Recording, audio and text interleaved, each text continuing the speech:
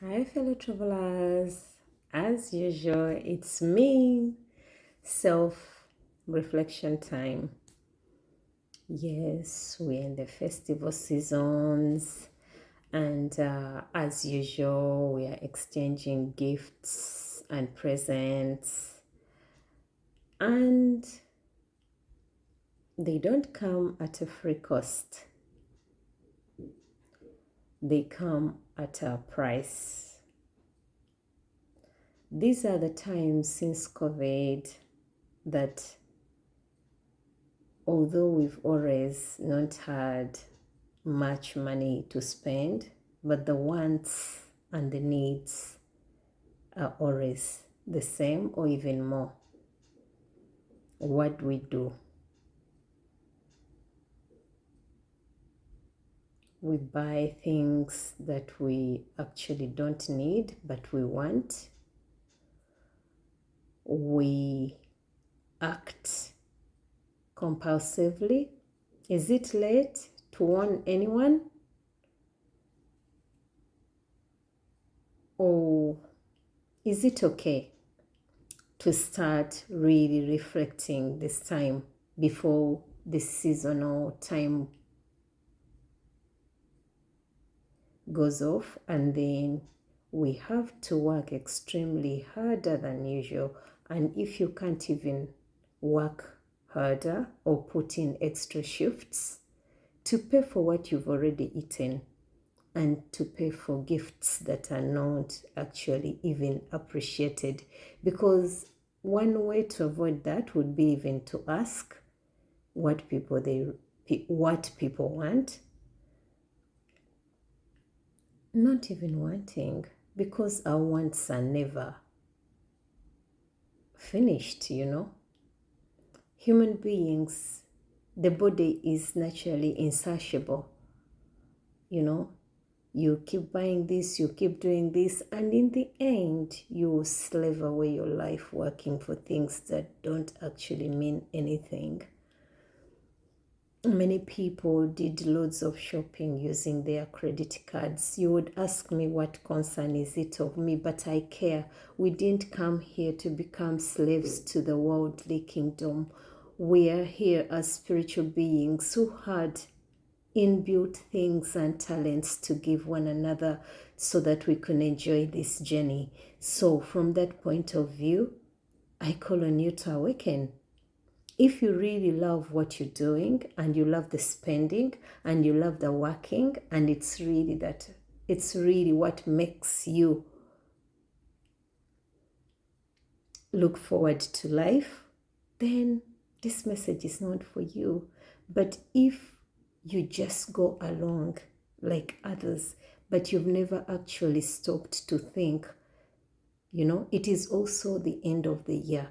Normally at the end of the year, you're told that, oh, look at your life, what have you achieved? And then you start making a resolution, and then you go halfway of it, and then you change it. But not because it's really what you want to do, but it's because what society does. It's what people have always done. So it goes around. We go around like hamsters on the wheel. And we continue until your stop comes. You get off the life train, and you've not actually lived, but you've existed. We hardly ever take time to really breathe in. At this time, when we call it like, oh, family time, you're always working, and at this time you're eating and talking, mostly mourning about life. You never get a moment of silence, to really stop and think, have I progressed myself? Have I made a change this time round? Is what I'm doing really all I could do? Does it satisfy me from the inner me? Whose dreams am I living? And who measures my success, and what is success to me? I contented if if tomorrow never comes?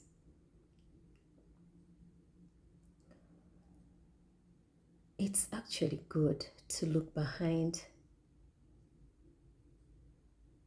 to see what we've mistaken so that we can bring it to the present and make changes. I'll continue talking about the Christ because we need to bring together the negative and the positive, the right and the left, so that we make decisions that have clarity in them for us as people who came to the world to visit and then we will go. You could have come to the world as a very strong spiritual being who had greatness to share within you, which is mainly love and joy and peace. And then you get lost in the world. You start working for the body. If you have a wonderful and amazing vehicle, but instead of using it to move you, you start worshiping it. You start painting it, putting this there, working for it on and putting on additions that in most cases are even unnecessary. A person looking from afar or looking at you, or even you taking some time to really self-reflect and look, how would you take yourself? It's not to say judging, because judging is not good. And it's not a way as in to attack, because attacking is not of love and is not of the Holy Spirit or the wholesome of us. But it is to really look with eyes that see and ears that hear, to understand what we ought to do and what we ought not to do.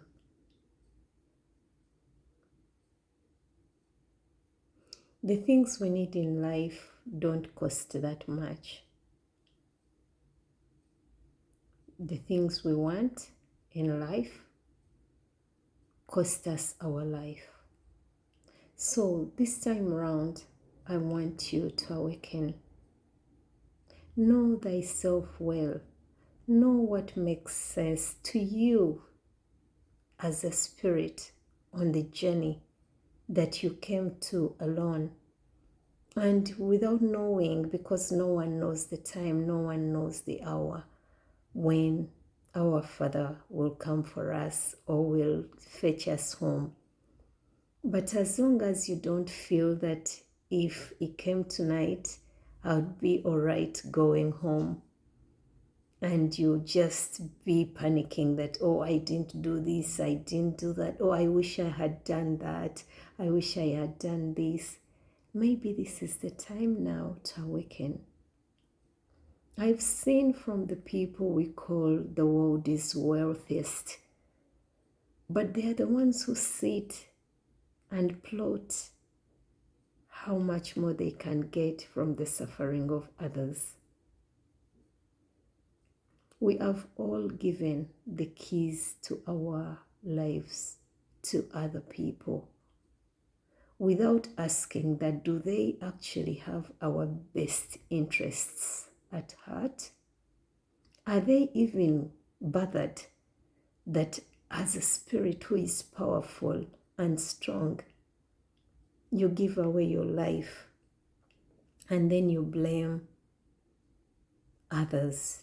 You blame your mind, you blame your body, you blame the world in general. But no one can take away our power. In the world where we are scared, it's high time we started and decided to do only that which makes sense to us. May you have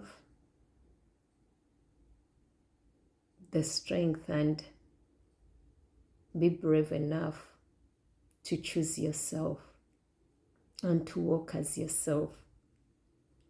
Little by little, little glimpses